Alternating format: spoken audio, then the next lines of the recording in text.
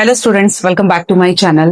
देखिए, जो मैंने अपनी प्रीवियस वीडियो में अभी तक जो डिस्कशन किया है वो है हमारे जो क्लास 12th के जो कुछ चैप्टर्स थे उनकी पीवाईक्यू सीरीज। ठीक है, इसके बाद फिर मैंने अभी जस्ट लास्ट वीडियो जो मैंने डाली थी उसमें मैंने जो सीबीएसई का क्लास 12th का केमिस्ट्री का जो पेपर हुआ था उसका मैंने सोल्यूशन डाला हुआ है। ठीक है, तो वो वीडियो आप चेक कर सकते हैं। ठीक है, मैं लिंक डाल दूंगी। ठीक है, तो चलिए आज हम स्टार्ट करने वाले हैं क्लास 12th केमिस्ट्री का सिलेबस। ठीक है, तो let's start with the class 12th chemistry syllabus.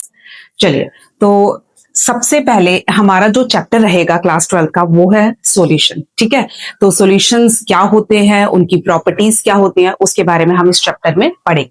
अगर मैं आपसे कहूं कि आप अपनी डेली लाइफ में कोई भी सब्सटेंस पे नजर डालते हैं, किसी भी सब्सटेंस पे, चाहे वो सॉलिड हो, लिक्विड हो या गैस हो, कैसा भी सब्सटेंस हो वो, तो आपने कभी ऑब्जर्व करा है कि वो सब्सटेंस आपको कैसी फॉर्म में मिलता है, मतलब प्योर या इम्प्योर।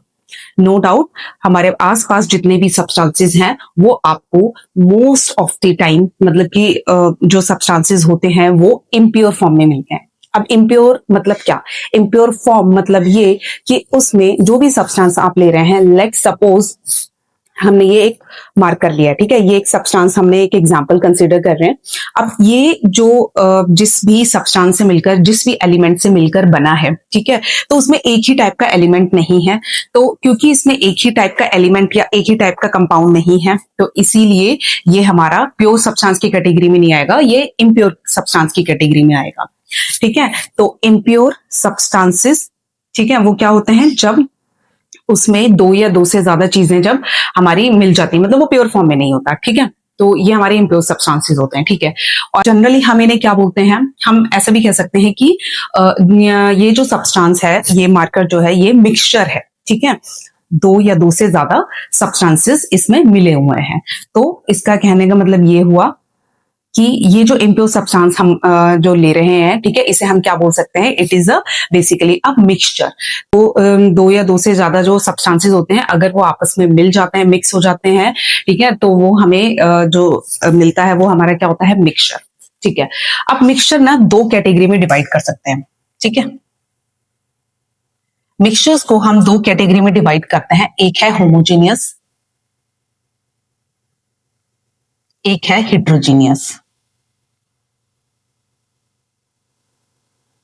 ठीक है, जिसमें होमो का मीनिंग क्या होता है? होमो का मतलब होता है एक जैसा। ठीक है, और हिट्रो क्या होता है? हिट्रो का मतलब होता है अलग अलग। मतलब ये कि हम मिक्सचर ले रहे हैं। मिक्सचर मतलब क्या? मतलब हम दो या दो से ज्यादा सब्सटेंसेस को मिक्स कर रहे हैं। जब हम उन्हें मिक्स कर रहे हैं तो हमें दो कैटेगरी के मिक्सचर्स मिलेंगे, एक है होमोजेनस, एक है हिट्रोजेनस। ठीक है, होमोजेनस मतलब क्या? कि जब आपने सब्सटेंस को मिलाया, मिक्स किया, ठीक है, तो अगर वो इस तरीके से सब्सटेंस मिल चुके हैं, ठीक है, कि आपको ना कोई सेपरेशन, कोई लेयर अलग से दिखाई नहीं देगी। मतलब फॉर एग्जाम्पल, आप ना नमक को जब पानी में डालते हैं, घोलते हैं, ठीक है, तो क्या ऐसा होता है कि ग्लास के ऊपर वाले एरिया में आपको नमक मिलेगा, नीचे वाले में नहीं, या साइड में मिलेगा या बीच में नहीं? मतलब ये कि ओवरऑल आपने जब, जैसे ही आपने नमक को पानी में डिसॉल्व करा, तो वो पूरा का पूरा पानी जो है वो नमकीन हो जाएगा। ठीक है, पूरे के पूरे पानी में आपका जो सॉल्ट है वो डिसॉल्व हो चुका है। ठीक है, तो आपको कोई सेपरेट लेयर तो दिखाई नहीं देती, जैसे कि नमक अलग है और क्या नाम है, पानी अलग है। यानी कि हमने जो भी सब्सटेंसेस को मिक्स करा, ऐड करा, वो सब्सटेंसेस हमें अलग अलग बाउंड्रीज में दिखाई नहीं देते, वो हमें एक जैसे, मतलब वो ऐसे मिल जाते हैं कि वो हमें पूरा ओवरऑल जो है मिक्सचर एक जैसा ही लगता है। तो वो हमारा क्या हो जाता है? Homogeneous mixture.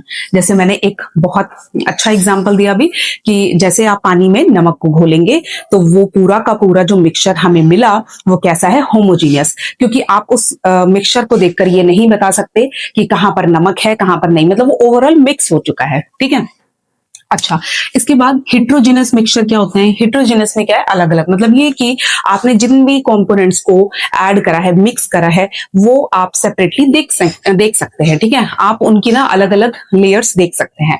जैसे फॉर एग्जांपल, अगर आप ना ऑयल, ठीक है, और वाटर को ऐड करते हैं, तो आपने देखा होगा जब ऑयल और जो वाटर है अगर आप उन्हें मतलब मिक्स कर देते हो तो वो कैसे मिक्सचर्स बन जाते हो। आप देखेंगे कि ऑयल की जो लेयर है वो अलग है, पानी की लेयर अलग है, तो दैट मीन्स वो आपस में अच्छे से मिक्स नहीं हो पाए हैं। ठीक है, मतलब ओवरऑल मिक्सचर्स तो वो है, लेकिन वो हमें कैसा है, अलग अलग उसकी बाउंड्रीज दिख रही हैं।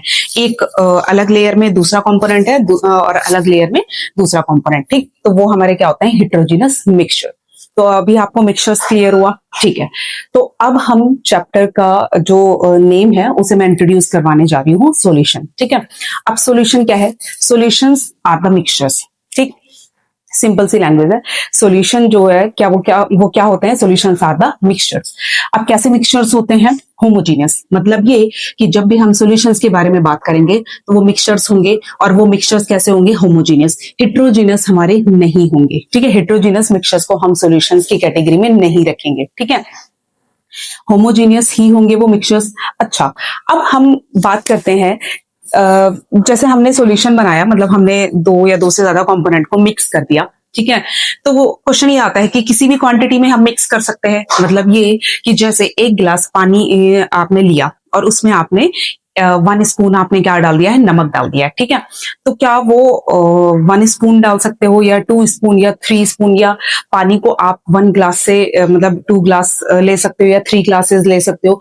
तो कहने का मतलब ये मतलब उनकी जो कॉम्पोजिशन जो होती है वो वेरी तो करती है, बट एक सर्टेन लिमिट तक। मतलब एक गिलास पानी में आपने 1 चम्मच सॉल्ट डाला, वो ठीक है, 2 चम्मच डाल दिया, ठीक है, लेकिन आप ऐसा नहीं कर सकते कि 5 kg जो सॉल्ट है वो आप 1 ग्लास वाटर में डिसॉल्व कर रहे हैं, तो वो, क्योंकि अगर आपने ऐसा किया तो एक पॉइंट ऐसा आ जाएगा कि जब जो नमक है वो पानी में डिसॉल्व होना बंद हो जाएगा। ठीक है, और उसके बाद सॉल्यूशन कैसा हो जाएगा? सैचुरेटेड, और एक्स्ट्रा नमक जो है वो वाटर में नीचे सेटल डाउन हो जाएगा। तो मतलब ये कि आप देख सकते हैं, अगर आपने जरूरत से ज्यादा, लिमिट से ज्यादा ही आपने सोल्यूट की कॉम्पोजिशन में वेरिएशन कर दिया, ठीक है, आपने जरूरत से ज्यादा ही सॉल्ट को पानी में डिसॉल्व कर दिया, तो इससे क्या हो जाएगा? एक्स्ट्रा जो नमक है वो आप देखेंगे कि जो अनडिसॉल्व नमक है वो नीचे सेटल डाउन हो जाएगा। तो इससे जो हमारा जो मिक्सचर है, ठीक है, जो रेडी हुआ, तो वो अब प्योर सॉल्यूशन की कैटेगरी में नहीं आएगा। ठीक है, मतलब जो भी आप सब्सटेंसेस को मिक्स कर रहे हो वो मतलब हम उनकी कॉम्पोजिशन में वेरिएशन तो कर सकते हैं, बट एक सर्टेन लिमिट तक। ठीक है, तो चलिए अब इसकी डिफाइन लिखते हैं। देखिए, तो सॉल्यूशन को हम डिफाइन कैसे करेंगे? A solution is a homogeneous mixture। मैंने आपको बताया था सॉल्यूशन क्या होता है? होमोजीनियस मिक्सचर होता है। ठीक है, ऑफ 2 और more chemically non reacting substances. Define को ना एज इट इज याद करते हैं, उसमें कोई भी चेंजेस नहीं होने चाहिए। ठीक है, तो होमोजेनियस मिक्सचर है, किसका मिक्सचर है? 2 या 2 से ज्यादा। यानी कि आप सॉल्यूशन अगर बना रहे हैं, होमोजेनियस मिक्सचर आपको बनाना पड़ेगा, और जो होमोजेनियस मिक्सचर है उसमें आप 2 सब्सटेंसेस भी ले सकते हैं, 2 से ज्यादा भी। ठीक है, 3, 4 जो भी है किसी तरीके से, मतलब कैसे भी बना सकते हैं आप। ठीक है, उसके बाद क्या लिखा है कि केमिकली नॉन रिएक्टिंग सब्सटेंसेस। मतलब ये कि जब आप सॉल्यूशन बना रहे हैं तो इस बात का भी आपको बहुत ध्यान रखना पड़ेगा कि जो भी आप सब्सटेंसेस मिक्स कर रहे हैं वो आपस में नॉन रिएक्टिंग होने चाहिए। अगर वो रिएक्ट कर जाएंगे तो आपको मिक्सचर नहीं मिलेगा, बेसिकली एक डिफरेंट कंपाउंड मिल जाएगा, तो वो बिल्कुल ही अलग होगा। ठीक है, वो सॉल्यूशन की कैटेगरी में नहीं आएगा, फिर वो डिफरेंट कैटेगरी हो जाएगी। ठीक है, तो इसीलिए हमेशा जो सब्सटेंसेस लेते हैं वो कैसे होने चाहिए? केमिकली नॉन रिएक्टिंग, उनमें कोई भी केमिकल रिएक्शन नहीं होनी चाहिए। ठीक, whose composition can be varied। जैसे कि मैंने आपको बताया कि जो सब्सटेंसेस को आप ऐड कर रहे हो उनकी जो कॉम्पोजिशन है, उनकी जो अमाउंट है वो कम ज्यादा आप कर सकते हो, लेकिन विद इन सर्टेन लिमिट्स। एक सर्टेन लिमिट तक ही आप कर सकते हो। ऐसा नहीं है कि जो मन करा कि आपने एक सब्सटेंस बहुत ज्यादा अपनी मर्जी से कुछ भी अमाउंट में ले लिया और एक सब्सटेंस बहुत कम अमाउंट में ले लिया। मतलब depending on the utilisation and the situations, हमें जो मतलब कॉम्पोजिशन जो वेरी करनी है वो एक सर्टेन लिमिट तक ही वेरी कर सकते हैं। ठीक है, अच्छा देखिए, अब मैं आपको बताती हूँ कि ये जो सॉल्यूशंस होते हैं काफी सारे टाइप के, अभी मैं एग्जांपल्स डिस्कस करूंगी, लेकिन उससे पहले मैं एक और इंपॉर्टेंट चीज बता देती हूँ कि जैसे ये जो सॉल्यूशन है, मान लो आपने ए सब्सटेंस और बी सब्सटेंस को ऐड करा। ठीक है, तो इससे जो हमें मिक्सचर मिला, होमोजेनियस मिक्सचर मिला, मतलब ये एक टाइप का सॉल्यूशन हमें जो मिला, वो उसका यूज और इसका इंपॉर्टेंस हमारी लाइफ में क्या है, कहाँ रहने वाला है, किस फील्ड में हम इसे यूज करेंगे, ये सब कुछ डिपेंड करेगा कि इसकी कॉम्पोजिशन क्या है। ठीक है, मतलब एक एग्जांपल देती हूँ। जैसे फॉर एग्जांपल हमारे पास 1 ppm अगर फ्लोराइड आयंस होते हैं, फ्लोराइड आयंस, और किस में लेते हैं हम उन्हें? वाटर में। देखो मैंने ये पीपीएम क्या है मैं बाद में अभी डिस्कस करूंगी, इस चैप्टर में आएगा, ठीक है। तो पीपीएम ऐसा समझ लो कि अमाउंट है, ठीक है। 1 ppm फ्लोराइड आयंस अगर हम लेते हैं, ठीक है, पानी में लेते हैं, तो हमें जो सॉल्यूशन मिला, ठीक है, होमोजेनियस मिक्सचर का एग्जांपल है। अब हमें ये जो सॉल्यूशन मिला, इसको हम यूज करते हैं जो हमारे जो टूथ डिके जो होता है ना, मतलब प्रोसेस, उसको डिले करने के लिए, मतलब ये वहां पर यूज होता है। बेसिकली दांतों को खराब होने से बचाता है ये सॉल्यूशन, ठीक। लेकिन अगर आपने क्या कर दिया, 1.5 ppm कर दिया, ठीक है, मतलब ये कंसंट्रेशन आपने चेंज कर दी, मतलब अमाउंट आपने चेंज कर दी फ्लोराइड आयंस की, ठीक। तो अब जो सॉल्यूशन मिला, मैंने यानी कि आपने क्या कर दिया, कॉम्पोजिशन चेंज कर दी। कॉम्पोजिशन चेंज कर सकते हो, नो डाउट, लेकिन अब अगर आपने इतनी अमाउंट ऑफ फ्लोराइड आयंस को डिसॉल्व करा पानी में और जो सॉल्यूशन बनाया है, अब इसका जो यूज है वो हम टूथ डिके को प्रिवेंट करने के लिए नहीं कर पाएंगे। क्यों? क्योंकि अब ये जो इतनी अमाउंट है ना फ्लोराइड आयंस की, इससे हमारे जो दांत हैं, इससे जो हमारे टीथ हैं, उनका जो कलर है वो खराब हो जाएगा, ठीक है।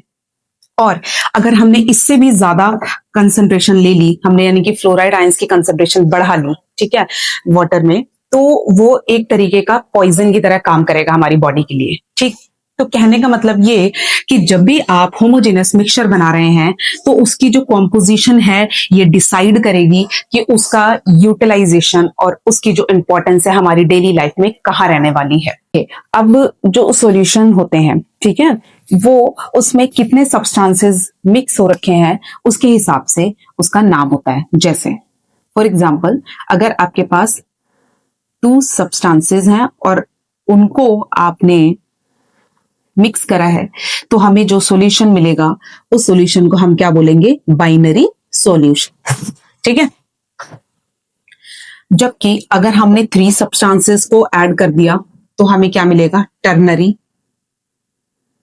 सॉल्यूशन। अगर हमने 4 सब्सटेंसेस को ऐड कर दिया, मतलब मिक्स कर दिया आपस में, तो हमें जो सॉल्यूशन मिलेगा वो क्या मिलेगा? क्वाटर्नरी सॉल्यूशन, ठीक।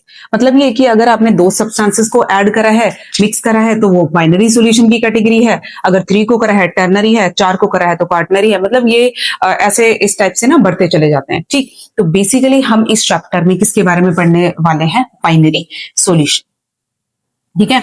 इस चैप्टर में देखो समझ में आया कि मतलब हम क्या पढ़ने वाले हैं इस चैप्टर में? सॉल्यूशन के बारे में पढ़ने वाले हैं। सॉल्यूशन क्या होते हैं मैंने यहाँ पर बता दिया है, ठीक। और सॉल्यूशंस में भी बहुत सारी कैटेगरी है, तो कौन सा सॉल्यूशन के बारे में हम इस चैप्टर में पढ़ेंगे? बाइनरी सॉल्यूशन के बारे में। अब हमारे पास बाइनरी सॉल्यूशन की पूरी एक कैटेगरी है, ठीक है। अब उसको देख लेते हैं, वो कौन सी कैटेगरी है। देखिए जो बाइनरी सॉल्यूशंस होते हैं, इतना क्लियर हो गया कि इसमें 2 सब्सटेंस ऐड होते हैं। अच्छा, अब वो 2 सब्सटेंसेस जो हैं हम उनको कैसे नेम देते हैं? देखो ये किससे मिलकर बना है? 2 कंपोनेंट ए और बी, ठीक। अच्छा, जो सब्सटेंस कम अमाउंट में है उसे हम क्या बोलते हैं? सॉल्यूट, ठीक है। और जो सब्सटेंस हमारा ज्यादा अमाउंट में है उसे हम क्या नाम देते हैं? सॉल्वेंट। बेसिकली क्या करते हैं आप, जब 2 सब्सटेंसेस को मिक्स करते हैं, ठीक है, तो उसमें एक सब्सटेंस आपको ज्यादा लेना पड़ता है जिसे हम क्या नाम देते हैं? सॉल्वेंट। और एक सब्सटेंस आप जो है कम अमाउंट में लेते हैं उसे हम क्या नाम देते हैं? सॉल्यूट। यानी कि जो सॉल्यूशन है वो किससे मिलकर बना है? सोल्यूट प्लस सॉल्वेंट, ठीक है। और क्योंकि देखो ये 2 कंपोनेंट है ना, इसीलिए हमने इसका नाम क्या दिया है? Binary solution. अब ये जो सोल्यूट है और ये जो सॉल्वेंट है, ठीक, ये सोल्यूट भी आपका सॉलिड हो सकता है, लिक्विड हो सकता है और गैस हो सकता है, ठीक है। सिमिलरली आपका जो सॉल्वेंट है ये भी क्या हो सकता है? सॉलिड हो सकता है, लिक्विड हो सकता है और गैस हो सकता है, ठीक है। मतलब ये कि सोल्यूट आपने सॉलिड लिया, सॉल्वेंट सॉलिड हो सकता है, लिक्विड हो सकता है और गैस भी हो सकता है। फिर इसके बाद दूसरी कैटेगरी ली जिसमें आपका लिक्विड, सॉल्यूट कैसा है? लिक्विड, और इसको किस में डिसॉल्व करा? सॉलिड में। फिर इसके बाद लिक्विड में, फिर इसके बाद गैस में, ठीक है। इसके बाद तीसरा आपने सोल्यूट कैसा लिया, गैस, और इसको डिसॉल्व करा सॉलिड में, लिक्विड में एंड गैसेस में। तो यानी कि हमारे पास इस तरीके से 9 कैटेगरी बन गई है। और देखो मैंने एक चार्ट दे दी है, ठीक है। इस चार्ट में आप देख सकते हैं कि हमारे पास जो बाइनरी सॉल्यूशन है, ठीक है, जिसमें हम एक कंपोनेंट सोल्यूट लेते हैं, दूसरा कंपोनेंट हम सॉल्वेंट लेते हैं, तो उससे रिलेटेड हमारे पास कितने टाइप के सॉल्यूशंस मतलब बन जाते हैं, ठीक है। तो there are 9 types of binary solutions, ठीक। तो अब देखो हम स्पेसिफिक होते जा रहे हैं, मतलब ये कि सॉल्यूशंस में भी हमने डिसाइड कर लिया कि बाइनरी सॉल्यूशन के बारे में हम पढ़ेंगे। बाइनरी सॉल्यूशंस तो बहुत सारे इसमें टाइप के हमें मिल गए हैं, ठीक है। तो आप एग्जांपल्स भी आप देख सकते हैं, एनसीईआरटी में दिया भी हुआ है और एग्जांपल्स आपको याद भी करने हैं। अब हम इससे मतलब हम थोड़ा सा और स्पेसिफिक हो जाएंगे। अब हम जो इस चैप्टर में पढ़ेंगे, बेसिकली हमारा जो सॉल्वेंट है वो कैसा रहेगा हमारे पास, लिक्विड, ठीक है। और जो सोल्यूट है वो हमारा कैसा रहेगा, सॉलिड, लिक्विड एंड गैस। यानी कि हम 9 की 9 कैटेगरीज हम नहीं पढ़ेंगे। हम कौन सी कैटेगरीज पढ़ेंगे, कौन से सॉल्यूशन वाली कैटेगरी पढ़ेंगे, बाइनरी सॉल्यूशन ही रहेगा, लेकिन जिसमें हमारा जो सॉल्वेंट है वो कैसा रहेगा, लिक्विड फॉर्म में रहेगा। और सॉल्यूट आप चेंज कर सकते हैं, ठीक है, सॉलिड, लिक्विड एंड गैस। तो हम इन 3 टाइप के सॉल्यूशंस के बारे में इस चैप्टर में डिस्कस करेंगे, ठीक है। इसके बाद नेक्स्ट जो हमारा टॉपिक है वो क्या रहेगा, कंसंट्रेशन, ठीक है। कंसंट्रेशन, अब ये क्या होता है, देखिए अभी हमने डिस्कस किया जो बाइनरी सॉल्यूशन है उसमें एक सॉल्यूट होगा, एक सॉल्वेंट होगा, लेकिन आप उसकी कॉम्पोजिशन कैसे बताएंगे, ठीक है। तो किसी भी सॉल्यूशन में जो उसके सब्सटेंसेस की जो कॉम्पोजिशन है वो किसकी टर्म में आप एक्सप्रेस करते हैं, कंसंट्रेशन टर्म में। यानी कि कंसंट्रेशन मींस क्या, कि कॉम्पोजिशन ऑफ सॉल्यूशन, ठीक है। Now there are multiple ways to express the concentration of the solution. मैंने क्या बोला कि जो हमारे सॉल्यूशन की जो कंसंट्रेशन है उसको एक्सप्रेस करने के लिए भी हमारे पास बहुत सारे मेथड्स हैं, ठीक है।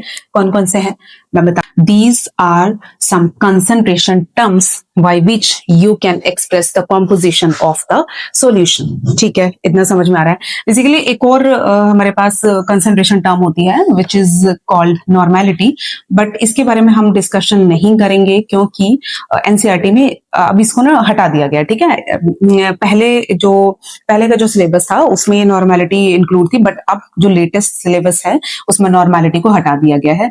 तो बेसिकली हम इन कंसंट्रेशन टर्म्स को 1 बाय 1 डिस्कस करेंगे डिटेल में, ठीक है। ये क्या होती है, फर्स्ट हमारी जो कंसंट्रेशन टर्म है दैट इज मास परसेंट, उसको हम डिस्कस करेंगे, ठीक है। इसको कैसे डिफाइन करते हैं, it is defined as the amount of solute in grams.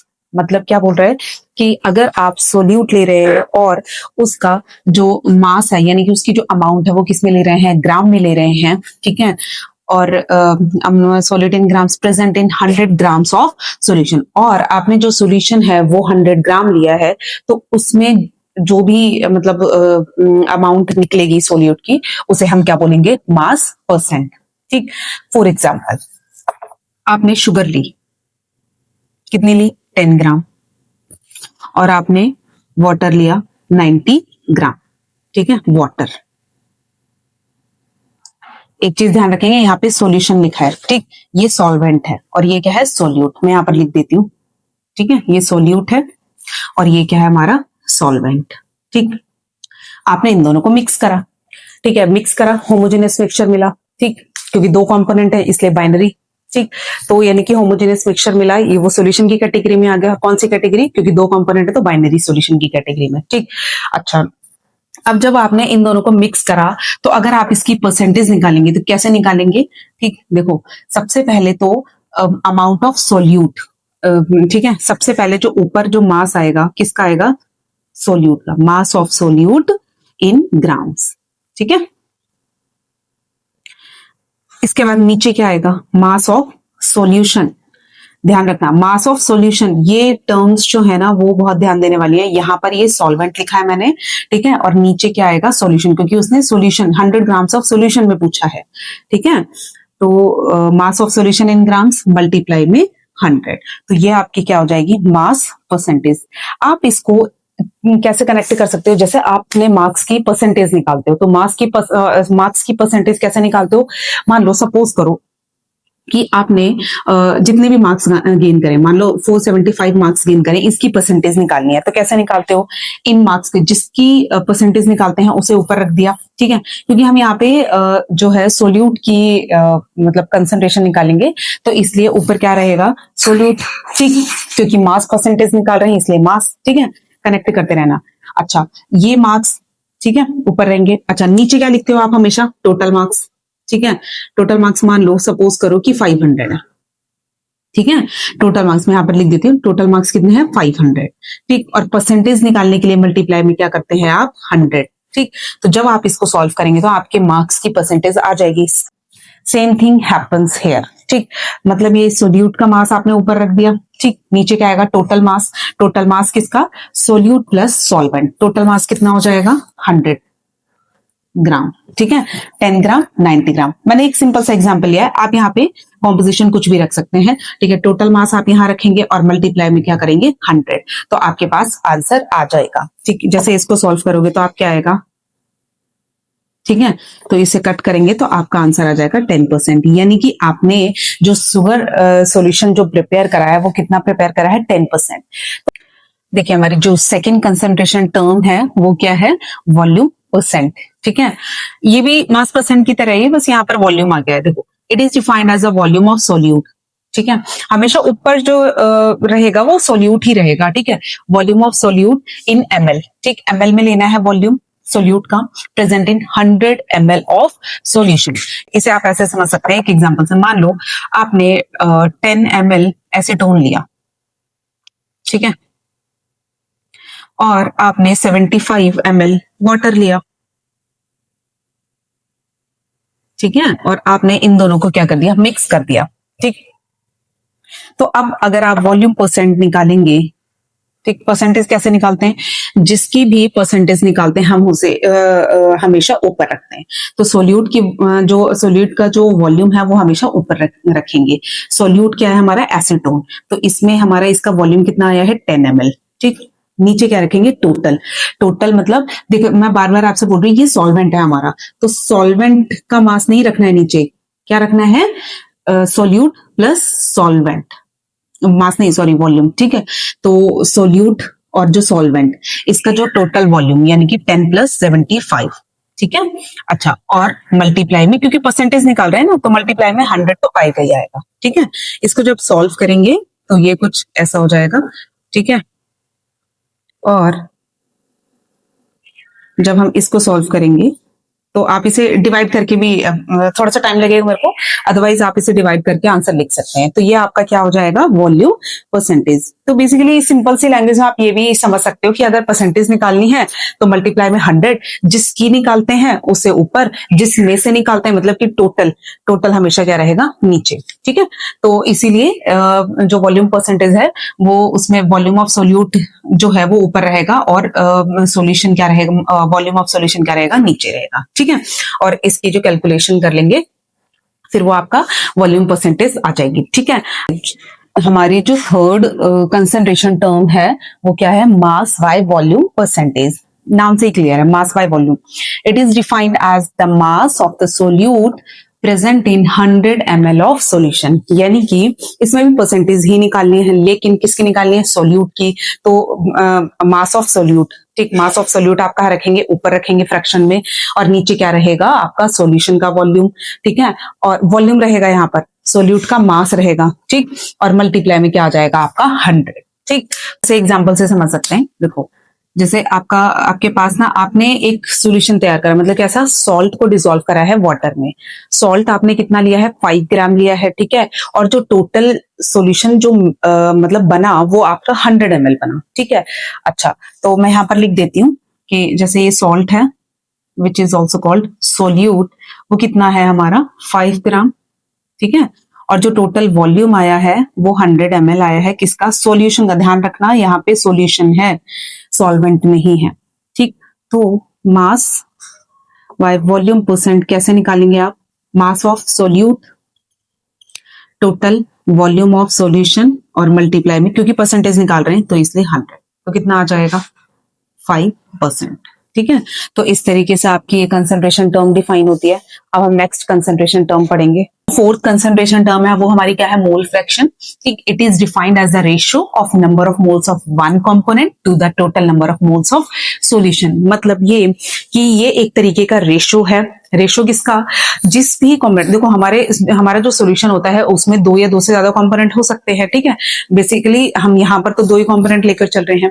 तो हमारा जो ये रेशो होगा, किसका होगा ratio, number of moles of one component. कोई सा भी एक कंपोनेंट उठा लिया, ठीक है। अब यहाँ पर आप सोल्यूट को भी ले सकते हैं, उसका भी मोल फ्रैक्शन निकाल सकते हैं, और आप क्या कर सकते हैं, सॉल्वेंट भी ले सकते हैं, उसका भी आप मोल फ्रैक्शन निकाल सकते हैं। तो जिसका भी मोल फ्रैक्शन निकालना है उसी के नंबर ऑफ मोल्स ऊपर रखेंगे, नीचे क्या आएंगे, total number of moles of solution, यानी कि जितने भी कंपोनेंट्स ने मिलाकर सॉल्यूशन जो बनाया है, तो उन सभी के जो टोटल नंबर ऑफ मोल्स हैं वो नीचे आ जाएंगे। ठीक, इसे एग्जाम्पल से और क्लियर करते हैं। मैंने यहाँ पर दो कंपोनेंट लिए हैं, एक component which is sodium chloride और बी कंपोनेंट हमारा कितना है, वाटर है। ठीक है, सोडियम क्लोराइड मैंने कितना लिया है, 117 ग्राम, और वाटर कितना लिया है मैंने, 36 ग्राम। ठीक, तो अब मुझे क्या करना है, रेशो निकालना है। मोल फ्रैक्शन निकालने के लिए मुझे क्या निकालना पड़ेगा, रेशो। रेशो किसका, नंबर ऑफ मोल्स का।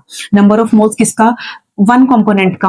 अब ये दो कंपोनेंट है ना, ठीक है। अब इसमें से मुझे मान लो इसका मोल फ्रैक्शन निकालना है, तो मुझे क्या करना पड़ेगा, पहले इसके नंबर ऑफ मोल्स निकालने पड़ेंगे। अच्छा, अब ये ना हम 11th क्लास में सीख चुके हैं, ठीक है, कि नंबर ऑफ मोल्स कैसे निकालते हैं। फिर भी मैं यहाँ पर बता देती हूँ, नंबर ऑफ मोल्स निकालने का जो फॉर्मूला होता है वो होता है गिवन मास। जिस भी कंपोनेंट के आप नंबर ऑफ मोल्स निकाल रहे हैं, टोटल आएगा मोलर मास। ठीक है, अब देखो गिवन मास कितना है, 117। ठीक है, मोलर मास, क्योंकि आप सोडियम क्लोराइड का निकाल रहे हैं तो सोडियम क्लोराइड का कितना होगा, 58.5। तो जब आप इसे सॉल्व करेंगे 2 आ जाएगा, यानी कि सोडियम क्लोराइड के नंबर ऑफ मोल्स कितने आ गए, यहां पर लिख देती हूँ, मोल्स ऑफ सोडियम क्लोराइड कितने आ गए, 2। तो मैं यहां पर क्या रखूंगी, देखो 2 आ गए ना, तो मेरे को मोल फ्रैक्शन निकालना है। मोल फ्रैक्शन मैं यहां पर लिख भी देती हूँ, ऑफ सोडियम क्लोराइड। यहां पर लिखना सही रहेगा ताकि आप अच्छे से ये, मतलब आपको ये समझ में आ जाए कि कौन से कंपोनेंट, ठीक है, इसने वन कंपोनेंट बोला ना, कौन से कंपोनेंट के आप मोल फ्रैक्शन निकाल रहे हैं, ठीक है, किसका निकालना चाह रहे हो। तो अब यहाँ पर नंबर ऑफ मोल्स किसके आएंगे, जिस भी कंपोनेंट का आप निकालना चाहते हो मोल फ्रैक्शन। तो मैंने यहाँ पर सोडियम क्लोराइड का निकालना था, तो उसके नंबर ऑफ मोल्स मैंने रख दिए 2। अब नीचे आएगा total number of moles of solution. अब सॉल्यूशन दो कंपोनेंट, यहाँ पर जो मैंने एग्जांपल लिया है उसमें दो कंपोनेंट हैं, ए और बी। अब इसके नंबर ऑफ मोल्स और इसके नंबर ऑफ मोल्स, इन दोनों को जब हम टोटल करेंगे वो हम यहाँ पर रखना है। ठीक है, ध्यान रखना, क्योंकि कई बार क्या होता है, हम ना जल्दी जल्दी में यहाँ पे सॉल्वेंट रख देंगे कई बार, तो वो चीज गलत हो जाएगी। तो नंबर ऑफ मोल्स, देखो मैंने ये सोडियम क्लोराइड के तो निकाल दिया, वाटर का निकालते हैं, वाटर का भी ऐसे ही निकलेंगे। ठीक है, तो फॉर्मूला रख के सॉल्व कर लीजिए। गिवन मास कितना है, 36। मोलर मास वाटर का कितना होता है, 18। तो इसे भी सॉल्व करेंगे, कितना आ जाएगा, 2। ठीक, तो यहां पर लिख देती हूँ मोल्स ऑफ वाटर। ठीक है, कितने आ गए, 2। अब यहाँ पे 2 नहीं रखना है, मैंने बोला ना टोटल, तो मैं यहाँ पर लिख देती हूँ, इसके नंबर ऑफ मोल्स कितने आए, 2, इसके भी कितने आए हैं, 2। तो टोटल कितना हो जाएगा, 4। ठीक है, तो यही रेशो अगर आप निकाल लेते हैं तो इसी को ही हम क्या बोलेंगे, मोल फ्रैक्शन ऑफ सोडियम क्लोराइड निकल आया। तो इसको जब कैलकुलेट करेंगे तो कितना आएगा, हाफ, यानी कि सोडियम क्लोराइड का जो मोल फ्रैक्शन है वो कितना है हमारा, 1/2 या हाफ बोल सकते हैं। अच्छा, अगर मैंने वाटर का निकालना है तो वाटर का कैसे निकालेंगे, अगर देखो मैं यहां पर लिख देती हूँ वाटर। ठीक, तो वाटर के केस में वाटर के नंबर ऑफ मोल्स ऊपर आएंगे, नीचे टोटल मोल्स आएंगे। अब वाटर की भी तो मोल्स यहाँ पर 2 है, ठीक है, जितने भी हो सकते थे, लेकिन मैंने अभी थोड़ा सा भी सिंपल ही एग्जांपल लिया है। ठीक है, न्यूमेरिकल्स में हम डिफरेंट डिफरेंट केसेस लेंगे। ठीक है, वाटर के मोल्स कितने हैं, 2, और नीचे टोटल। ठीक, इसको भी कैलकुलेट करेंगे तो कितना आ जाएगा, 1/2। ठीक, तो यानी कि वाटर के भी मोल फ्रैक्शन कितने आएंगे हमारे, 1/2। अच्छा, अब यहाँ पे ना एक चीज जो है मतलब बहुत ज्यादा इंपॉर्टेंट है, वो ये है कि आपका जो सॉल्यूशन है जितने भी कंपोनेंट से मिलकर बना है, ठीक है, जितने भी कंपोनेंट से मिलकर बना है, और उन सभी कंपोनेंट का अपना अपना अगर आप मोल फ्रैक्शन निकालते हैं, ठीक, और फिर उसे एंड में ऐड कर देते हैं। ठीक है, सपोज करो आपने 3 कंपोनेंट लिए और इसका मिलाकर सॉल्यूशन प्रिपेयर कर दिया। आपने इसका मोल फ्रैक्शन निकाला, ठीक है, और इसका मोल फ्रैक्शन निकाला, और क्या करा, इसका मोल फ्रैक्शन निकाला। तो जब इसका मोल फ्रैक्शन सपोज करो x, इसका y और इसका z आया, ठीक, तो इनका मिलाकर हमेशा जो नंबर आएगा वो आएगा 1। ठीक है, चीज ध्यान रखना कि ये total mole fraction of a solution is always 1। ठीक, सॉल्यूशन का मोल फ्रैक्शन मतलब क्या, कि जितने भी कंपोनेंट्स हैं उनकी अगर आप मोल फ्रैक्शन जो कैलकुलेट करे हैं उनको अगर आप ऐड कर दोगे तो और उसके बाद जो आपको नंबर मिलेगा वो हमेशा 1 ही मिलेगा। ठीक है, इस चीज का आप ध्यान रखेंगे हमेशा। ठीक है, इसको और भी अगर अच्छे तरीके से आपको समझना है तो आप ऐसे देख सकते हैं, जैसे अभी मैंने 2 एग्जाम्पल, मतलब अभी जो मैंने 2 कंपोनेंट का एग्जाम्पल लिया था, तो उसका इसका मोल फ्रैक्शन कितना आ रहा था, हाफ, इसका मोल फ्रैक्शन कितना आ रहा था, हाफ। तो दोनों को मिलाकर कितना हो गया, 1। तो हमेशा चाहे आप 3 कंपोनेंट ले रहे हैं, 4 कंपोनेंट ले रहे हैं, 5 कंपोनेंट ले रहे हैं, कितने भी कंपोनेंट ले रहे हैं, सबका अपना अपना मोल फ्रैक्शन निकालोगे और जब उन्हें ऐड करोगे तो आंसर हमेशा कितना आएगा, 1। ठीक है, देखिए मोल फ्रैक्शन कैसे निकालते हैं ये समझ में आ गया, बट इसे नोट डाउन कैसे करते हैं। मोल फ्रैक्शन को हम डिनोट करते हैं, इट इज डिनोटेड, मैं यहाँ पे लिख देती हूँ, it is denoted by small x. ठीक, अच्छा, जिस भी कंपोनेंट का, मान लो ए कंपोनेंट का मोल फ्रैक्शन निकाल रहे हो तो ए, अगर बी का निकाल रहे हो तो बी, सी का निकाल रहे हो तो सी, ऐसे आप मतलब जो है इसे डिनोट कर सकते हैं। जैसे मैंने अभी जो एग्जांपल लिया था, ठीक है, 2 कंपोनेंट थे ना, क्या नाम है, ए और बी। ठीक, तो उसका मोल फ्रैक्शन, जैसे मान लो सोडियम क्लोराइड का मोल फ्रैक्शन निकाला, ठीक है, तो ए लिख दिया मैंने, और वाटर का जो मोल फ्रैक्शन निकाला उसे मैंने बी नाम दे दिया, तो ये मोल फ्रैक्शन। ठीक है, अच्छा, एक चीज और है, ध्यान रखना, मैंने यहाँ पर जो ए है वो मैंने, ये जो ए और बी है वो किसी भी कंपोनेंट को आप नाम दे सकते हो। ए यहाँ पर सोल्यूट भी हो सकता है और सॉल्वेंट भी हो सकता है। मैंने यहाँ पर ए सोल्यूट लिया है और बी मैंने क्या लिया है, सॉल्वेंट लिया है। आप इसे एक्सचेंज भी कर सकते हैं, मतलब ए जो है सॉल्वेंट के लिए भी ले सकते हैं, बी जो है सोल्यूट के लिए भी लिख सकते हैं। मोल फ्रैक्शन ऑफ ए कंपोनेंट, तो ये अच्छे से आपको पता होना चाहिए। मोल फ्रैक्शन किसका निकाल रहे हो, इसे डिनोट कैसे करेंगे, mole fraction of b component. ठीक है, तो इस तरीके से हमारा जो मोल फ्रैक्शन है वो डिनोट किया जाता है, कैलकुलेशन मैंने बता ही दी है। ठीक है, देखिए हमारी जो 5th कंसंट्रेशन टर्म है वो क्या है, पीपीएम। ठीक, इसकी फुल फॉर्म क्या है, पार्ट्स पर मिलियन। नाम से ही क्लियर है, याद हो जाएगा। ठीक है, it is defined as the quantity of solute. हमें जो पीपीएम है उसमें क्या करना है, सोल्यूट की क्वांटिटी निकालनी है। ठीक है, प्रेजेंट इन ग्राम्स, ग्राम्स में ही होगा सोल्यूट हमारा। Present in 10 raise to the power 6 grams of solution. मतलब इसमें क्या होता है, क्योंकि इसमें देखो ये सॉल्यूशन की अमाउंट कितनी ज्यादा है, 10 रेज टू द पावर 6। ठीक है, इसमें हम सोल्यूट हमारा कितना प्रेजेंट है उसको हम निकालेंगे, तो वही हमारा क्या हो जाएगा, पीपीएम। ठीक, सिंपल सा फॉर्मूला लिख देती हूं, mass of solute in grams. ठीक है, मास ऑफ सॉल्यूशन, क्योंकि हमें निकालना है किसमें है, 10 की पावर 6। ठीक है, तो ये पीपीएम। ठीक, जैसे फॉर एग्जांपल अगर मैं बात करती हूं, अभी जो इससे पहले मतलब मैंने जो इंट्रोड्यूस करवाया था उसमें फ्लोराइड आयंस की मैंने कंसंट्रेशन बताई थी 1 ppm। तो 1 ppm का मतलब ये है कि अगर हमारा जो सॉल्यूशन है वो 10 की पावर 6 ग्राम है, ठीक है, तो उसमें जो फ्लोराइड आयन कितना मिलेगा आपको, 1 ग्राम। ठीक है, 10 raise to the power 6 gram of solution. ठीक है, तो उसमें आपको फ्लोराइड आयन कितना मिलेगा, 1 ग्राम। तो बेसिकली ये अब यहाँ पे जितनी भी पीपीएम आएगा तो यहाँ पर हम उसे वही नंबर लिखते जाएंगे, तो ये हमारा पीपीएम होता है। अगेन ये उस जगह पर हम ये टर्म यूज करते हैं जहां पर हमारा सोल्यूट बहुत ही ट्रेस अमाउंट में प्रेजेंट होता है सॉल्यूशन के सॉल्वेंट के कंपैरिजन में। ठीक है, तो ये वहीं पर हम जो टर्म है वो इंट्रोड्यूस करते हैं। ठीक है, जैसे फॉर एग्जांपल जो एयर में जो डिफरेंट टाइप्स ऑफ पॉल्यूटेंट्स होते हैं ना, वो जो मतलब उनकी जो क्वांटिटी है वो पीपीएम में ही हम बताते हैं। ठीक है, देखिए हमारी जो सिक्स्थ कंसंट्रेशन टर्म है जिसे हम क्या बोलते हैं मोलैरिटी, और ये बहुत इंपॉर्टेंट है। आप 11th में भी इन सब चीजों के बारे में आप सीख चुके हो, ठीक है, इसमें कोई बड़ी बात नहीं है। ठीक, molarity it is defined as the number of moles of solute present, present की स्पेलिंग गलत हो गई, ठीक है, प्रेजेंट इन 1 लीटर या फिर 1000 मिलीलीटर ऑफ सॉल्यूशन। ठीक, अगेन यहाँ पर सोल्यूट के नंबर ऑफ मोल्स निकालने हैं, ठीक है, और किसमें 1 लीटर या फिर 1000 ml ऑफ द सॉल्यूशन। ठीक, अच्छा इसको ना मोलैरिटी को नोट डाउन कैसे करते हैं, यहाँ लिख देती हूँ, कैपिटल एम। ठीक, कैपिटल एम मतलब मोलैरिटी। तो इसका फॉर्मूला क्या होगा, number of moles of solute, ध्यान रखना सोल्यूट हमेशा ऊपर आएगा, ठीक है, volume of solution in litre. अगर लीटर लिखते हैं तो लीटर लेते हैं सॉल्यूशन का वॉल्यूम, तो फॉर्मूला ये रहेगा।